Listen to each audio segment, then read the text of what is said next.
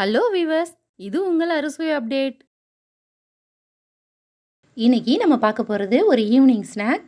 இது நல்லா மொறுமொறுன்னு ரொம்பவே டேஸ்ட்டாக இருக்கும். வீட்டில் இருக்கிற ஒரு சில பொருட்கள் இருந்தால் போதும், நல்லா சூப்பராக பண்ணி முடிச்சிடலாம்.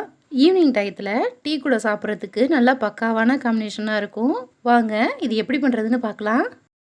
இந்த ஸ்நாக் பண்ண நான் 1 கப்பு பச்சரிசி எடுத்திருக்கேன். அதை ஒரு பாத்திரத்தில் சேர்த்துக்கிறேன். நம்ம அரிசி சேர்த்து ஊற வச்சு அரைச்சிட்டு செய்யும்போது நல்லா முறுமுறுப்பாக வரும். இது கூட 1/2 கப்பு கடலைப்பருப்பு எடுத்திருக்கேன், அதையும் சேர்த்துக்கிறேன். இது கூடவே பாசிப்பருப்பு 1/4 கப்பு சேர்த்துக்கோங்க.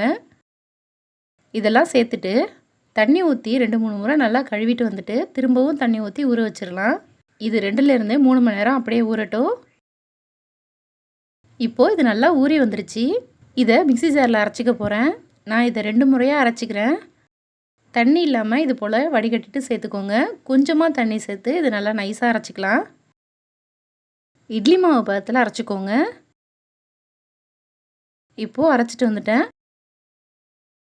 பாருங்கள், இந்த அளவுக்கு இருக்கணும் நம்ம அரைச்சிட்டு வந்தது. அதை அந்த பவுலில் சேர்த்துக்கிறேன்.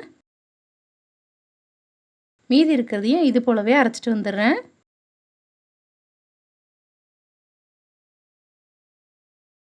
இது கூட மற்ற பொருட்கள்லாம் சேர்த்துக்கலாம். கூட 1/2 டீஸ்பூன் மிளகாய்த்தூள் சேர்த்துக்கோங்க. தேவையான அளவு உப்பு போட்டுக்கோங்க.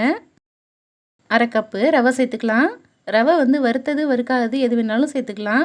சேர்த்துட்டு நல்லா கட்டி இல்லாமல் கலந்து விட்டுக்கோங்க.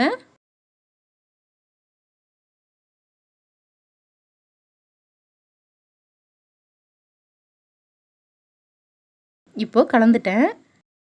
இது கூட சேர்க்குறதுக்கு 2 பெரிய வெங்காயத்தை நல்லா பொடியாக கட் பண்ணி வச்சுருக்கேன், அதை சேர்த்துக்கிறேன். இது கூடவே ஒரு துண்டு இஞ்சியும் பொடி பொடியாக கட் பண்ணி வச்சுருக்கேன், அதையும் சேர்த்துக்கிறேன். நம்ம ஏற்கனவே மிளகாய்த்தூள் சேர்த்துருக்கோம், அதனால் 2 பச்சை மிளகாய் மட்டும் நல்லா பொடியாக கட் பண்ணிட்டு சேர்த்துக்கோங்க. சேர்த்துட்டு கொஞ்சம் நறுக்குன்னு கொத்தமல்லி, கருவேப்பிலை சேர்த்துக்கோங்க. இது கூடவே நல்லா வாசனையாக இருக்கிறதுக்கு 1/2 டீஸ்பூன் ஜீரகம் சேர்த்துக்கோங்க. சேர்த்துட்டு எல்லாத்தையும் ஒரு முறை நல்லா கலந்து விட்டுக்கணும். இது அப்படியே ஒரு 10 நிமிஷம் மூடி வச்சிடலாம். நம்ம கடைசியாக ரவை சேர்த்துருக்கிறதுனால அது ஊறி வர வரைக்கும் வெயிட் பண்ணணும்.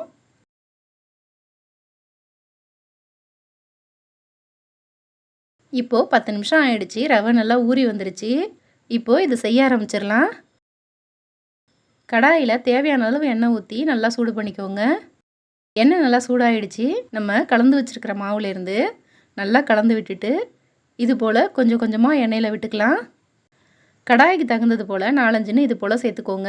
உடனே திருப்பி விட வேண்டாம், கொஞ்சம் நேரம் அப்படியே வேகட்டும்.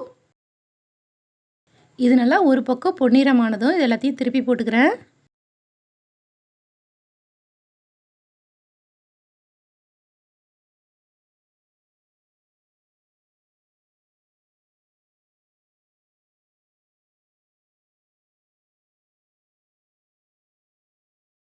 இது இப்போ 2 பக்கமாக நல்லா பொன்னிறம் ஆயிடுச்சு. இதை எண்ணெயிலேருந்து வெளியில் எடுத்துடலாம்.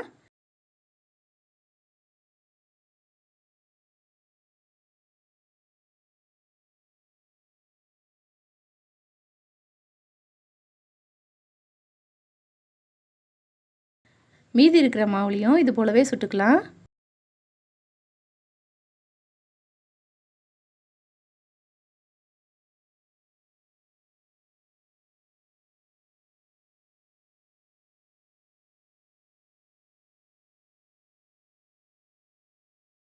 இப்போது நம்மளோட டீ டைம் ஸ்நாக்கு சூப்பராக தயாராகிடுச்சு. இது நல்லா மொறுமொறுன்னு ரொம்பவே டேஸ்ட்டாக இருக்குது. இது அரிசி வச்சு செஞ்சதுன்னு யாருமே சொல்ல மாட்டாங்க, அந்தளவுக்கு நல்லா சூப்பராக இருக்கும். இது அப்படியே சாப்பிட்றதுக்கும் ரொம்ப நல்லாயிருக்கும். இல்லை டொமேட்டோ சாஸ், தேங்காய் சட்னி இது எது கூட சாப்பிட்டாலும் இன்னமும் நல்லாயிருக்கும். வீட்டில் இருக்கிற ஒரு சில பொருட்களை வச்சு ரொம்ப சூப்பராக செய்து முடிச்சிட்டோம். இது போல் செய்து கொடுத்தீங்கன்னா தட்டு உடனே காலியாகிடும்.